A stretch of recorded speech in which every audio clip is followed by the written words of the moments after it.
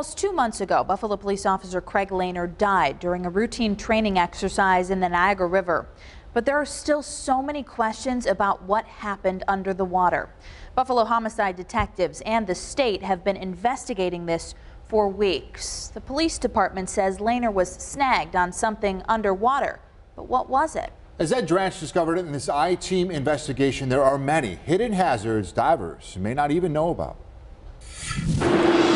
Rushing along the Niagara River. It's a dangerous waterway, probably the most dangerous. We see the inherent danger is in the current. The Niagara River is very fast. But what's beneath the water near Broderick Park 3 cars in a pickup truck poses a bigger problem not only for boaters, but divers alike. Roman Figler is the chief of surveys from the U.S. Army Corps of Engineers. Not sure how they got there, but they're there. He points to these 3D sonar images as proof, mapping out the bottom of the river. A car here, another car there. You can see there's logs on the bottom. You can also see how uneven it is 20 feet down. These scans were taken in real time during the initial days of the search for Buffalo police officer Craig Lehner, who went missing during a routine training dive in October. It's believed Lehner got caught on something under the water, which led to his death. Jesse Pettit maps the river for the Army Corps. You could narrow it down to smaller areas where the person to be recovered would be, and maybe even find that person. The equipment the Army Corps is using is so advanced it can detect something as small as a basketball underwater, which is why it was pivotal in the search for Lehner's body. As far as the investigation goes, the I-Team has now learned divers who were here when Lehner went missing are now being interviewed by detectives.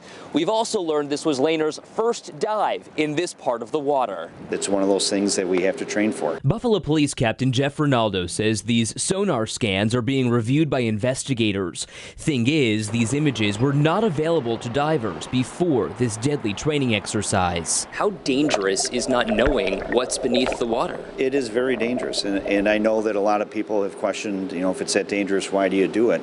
But it is in our front yard. The Buffalo Police Department did not have access to this map because there wasn't one prior to the deadly dive. The Army Corps routinely maps out part of the river in what's called navigable water used by mariners. They monitor the Black Rock Canal for hazards and water depth near where Lehner's body was found, but not where the dive started at Broderick Park. Who usually maintains that area? It's not navigable, so it's not maintained. By anyone? Correct.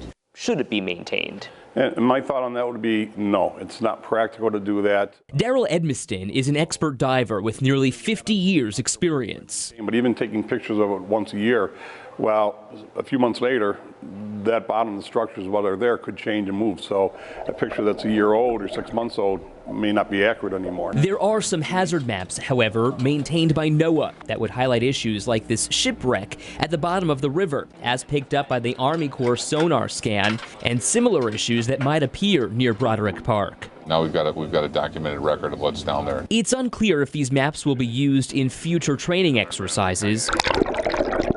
But all training dives have been suspended in this part of the river until further notice, while investigators find out exactly what happened in this underwater mishap. Ed Dranch, 7 Eyewitness News. The I-Team has formally requested information about the underwater recovery team, including budget requests, equipment used, and the qualifications of each member. That request was denied because of this looming investigation. State investigators will not comment on where the investigation stands tonight, but we'll keep pushing for answers.